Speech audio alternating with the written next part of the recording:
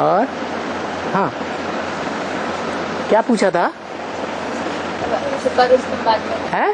छुपा रुस्तम बाद में। हाँ, तो कौन बाद में खुलेगा?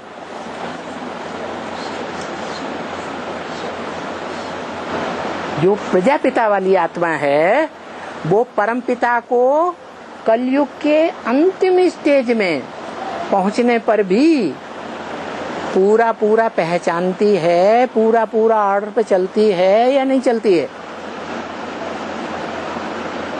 कि उस बात में पत्थर बुद्धि रहती है? हा? कौन आत्मा है? जो शिव बाबा का बड़ा रूप है। कौन है? लिंग, शरीर रूपी वो लिंग, बड़ा रूप जिसमें शिव प्रवेश करता है। वो सतयुग में सत्य पार्ट बजाती है। त्रेता में 14 कला सत्य रह जाता है और द्वापर में आधा 50% से भी नीचे गिरने लगती है।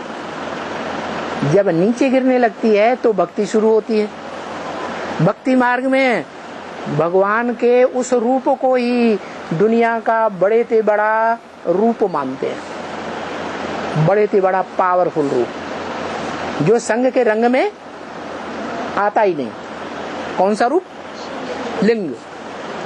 वो लिंग रूप जो है उसके मंदिर बना दिए कि देखो ऐसी स्टेज में है, ऐसे रूप में काम इंद्रियों के रूप में संग कर रहा है जो गिरना ही गिरना होता है, दुनिया में चढ़ना होता ही नहीं।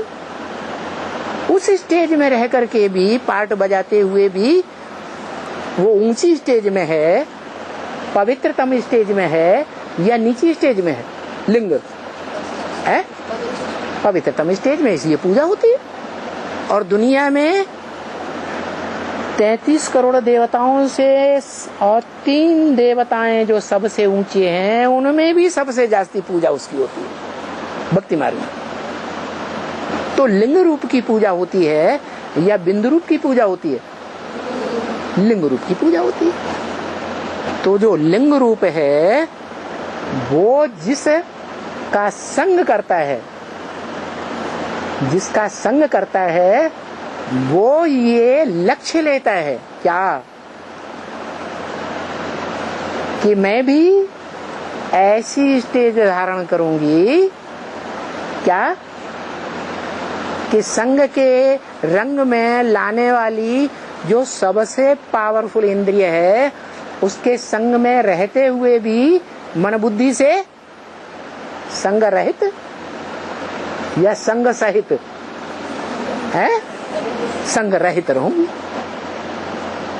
तो वो फिर अव्वल नंबर पार्वती के रूप में गाई जाती है। उसका यादगार मंदिरों में रखा हुआ है, अव्वल नंबर का गायन होता है, चरित्र के चित्र बनते हैं। जैसे अर्जुन है तो एक ही अर्जुन था या पुरुषार्थ का अर्जन, भाग्य का अर्जन करने वाले अनेक नंबरवार अर्जुन है? अनेक नंबरवार अर्जुन है। अनेक नंबरवार अगर अर्जुन है तो क्या उनमें शिव प्रवेश करता है? हैं? तो अर्जुन कैसे हुए? हैं? हैं? क्या पुरुषार्थ? पुरुषार्थ क्या है? अरे पुरुष माने आत्मा के अर्थ क्या है?